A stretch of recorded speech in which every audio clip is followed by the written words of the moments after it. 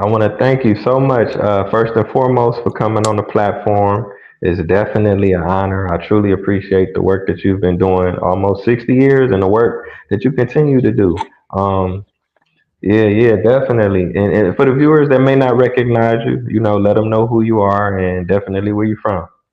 Oh, I'm Jane Elliot. I'm the meanest person in the world, and I'm originally from Osage, Iowa. Right now, I'm living in California because it's too snowy to live in Iowa in the wintertime.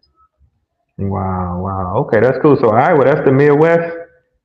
Well, yeah, that is the Midwest. Only part of the Midwest that really counts is Iowa. We understand that, of course. Right. I'm from Ohio. I'm from Cleveland. I'm from the Midwest. Well, that well, you're from the eastern Midwest. Mm-hmm. I'm from the center of the Midwest. Right, right. Big shout out to Iowa. So I gotta Thank ask you. you, yeah, yeah, definitely. If you could talk a little bit about becoming a school teacher, was that something that you had a passion to become, or is that something that you kind of pursued? Well, when we there were seven of us in the family, and there were five of us were stair steps, and the five of us were sitting four of the five were sitting around one day talking about what we were going to be when we grew up. And my father listened to it for a while, and then he said, "Well, when you grow up, you're gonna either make a dime or make a dollar. You're gonna make a dollar or make a difference. Now decide what you're gonna do and get busy at it, goddammit." And he walked away because he didn't want to listen to any more of this teenage bullshit, nonsense. I'm sorry, nonsense. So my two sisters and I became teachers because we decided to make a difference. My brothers became civil engineers. They made the dollars. We made the difference, and we're still doing it.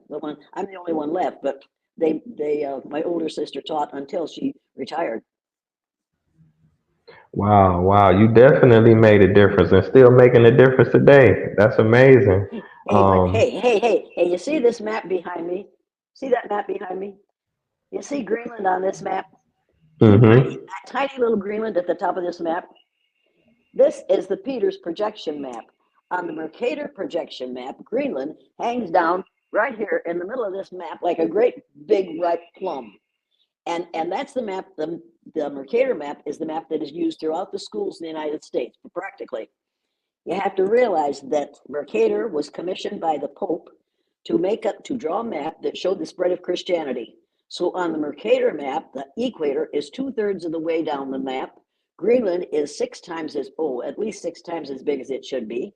And the countries in the northern hemisphere are all larger than the countries in the southern hemisphere. That map is being used throughout the schools in the United States of America. It has to be it has to be stopped. Peters made this map that shows the countries of the world in the right size, maybe not the right shape, but the right proportion. Everybody should get a copy of this map and take it to their school and say, put these in the classrooms in this building from now on, because we want our children to see the truth instead of a strange vision of what the Pope wanted them to look like, what our countries to look like. Are you familiar with the Peters map? Wow, wow. Thank you for sharing that. I want to ask you now, what is the significance of, distorting the actual sizes of certain areas of the map? Well, on the Mercator map, it shows Greenland like a great big ripe plum hanging down the middle of the map. And then you read the legend at the bottom of the map, and it says South America is actually 9 times larger than Greenland. But that isn't the way it looks on the map. Children see what their visual expression that they get, the visual picture. That picture is what they will remember. It's time for them to remember this picture because it's much more realistic than the Mercator map. It's extremely important that you realize that Canada on the Mercator map stretches from hell to breakfast, not on the Peters map. It shows you the size of Canada instead of what what how big Canada would be if the map were accurate. It isn't accurate. It's totally inaccurate. People need to be aware of that, and they need to refuse to have their students exposed to the Mercator map without the Peters map being beside it. Wow, I appreciate you sharing that because we are in the age of information. It seemed like by this time, like you say, this is something that happened when the Pope was around, the Yes, old and school days, but they're in still behind. in the 1600s, the Mercator map came out in the 1600s. This map came out in, probably 30 or 40 years ago. I don't remember the date. But you need at least to go to Google Peters projection map on your computer, and it will give you the address of where you can send to get this map. And they make the map in postcard size and in table mat size, placemat size, and in this size and wall size. Everybody needs to see a copy of the Peters projection map.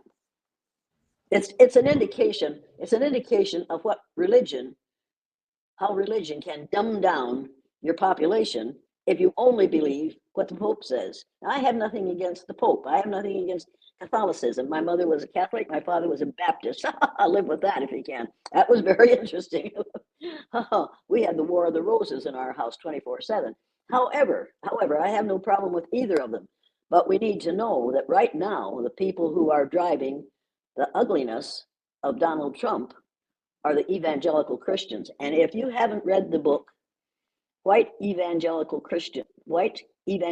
Racism, get it and read it. It was written by a melanaceous woman her name is Anthea Butler.